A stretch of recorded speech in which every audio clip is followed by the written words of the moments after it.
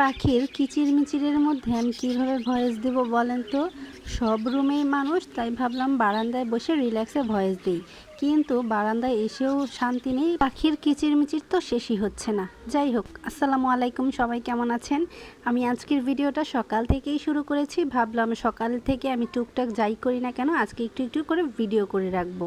তো প্রথমে তো আমি চুলায় চাটা বসিয়ে দিলাম, কারণ খাওয়ার শেষে তো আমাদের চা মাস্ট লাগবেই। তাই ভাবলাম এখান দিয়ে চা হতে থাক, আর এদিক দিয়ে আমি সকালের নাস্তাটা করে নেই। সকালে আমি ভাত খাচ্ছি, হ্যাঁ, কারণ সকালে আমার অন্য কিছু খেতেই ইচ্ছে করে না, তাই সকালে ভাত নিয়ে বসেছি। ভাতটা খেলে আমার অনেক বেশি শান্তি লাগে।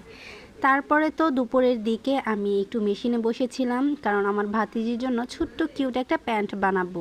আর বাচ্চাদের প্যান্ট জামা কাপড় যেটাই হোক না কেন, সব কিছু যেহেতু ছোট ছোট হয়, তাই ওদের ড্রেসগুলো বানাতে খুবই কষ্ট হয়, কারণ ছোট ছোট জিনিসের খুবই ছোট ছোট করে সেলাই দিতে হয়। আর একটু একটু করে সেলাই দেওয়াটা আসলে খুবই বিরক্তের আর বিশেষ করে কষ্টের। আমরা যারা সবাই মার্কেটে যাই, তারা মার্কেটে গিয়ে বাচ্চাদের জিনিস কেনার সময় বলি যে ওদের জিনিসের অনেক দাম, অনেক দাম, এত দাম কেন?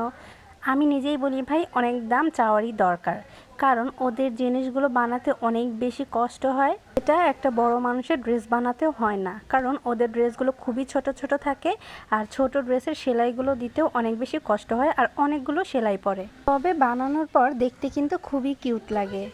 যাই হোক, তারপর এই তো প্যান্টটা তৈরি করে ফেললাম। ওদের জিনিস তৈরি করতে বেশি একটা সময় লাগে না, কষ্ট হয় অনেক। মন চাচ্ছে আমি এখন এই প্যান্টটা পরে ফেলি। যাই হোক, দুষ্টামি করতেছিলাম।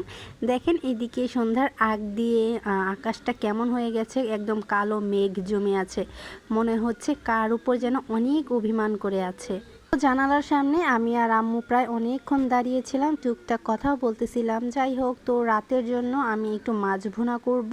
সবাই অন্য কিছু দিয়ে খাবে, যেটা আমার একদমই পছন্দ না, তাই আমি নিজের জন্য ছোট করে একটু মাছ ভুনা করব, পাঙ্গাস মাছ ভুনা। তো একটা কড়াইয়ে পরিমাণ মতো পেঁয়াজ কুচি নিয়ে নিলাম, আর তার সাথে দিয়ে দিলাম পরিমাণ মতো লবণ, যাতে করে পেঁয়াজটা খুব তাড়াতাড়ি সিদ্ধ হয়ে যায়।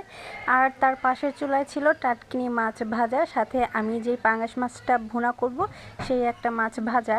টাটকিনি মাছ ভাজা হচ্ছে আমাদের ঘরের সবাই খাবে আজকে।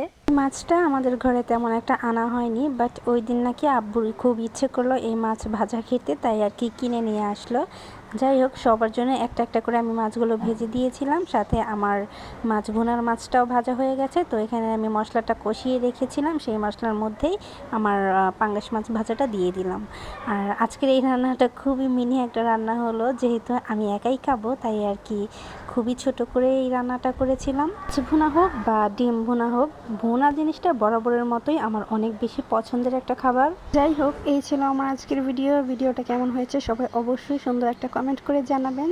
সবাই ভালো থাকবেন, সুস্থ থাকবেন। আল্লাহ হাফিজ।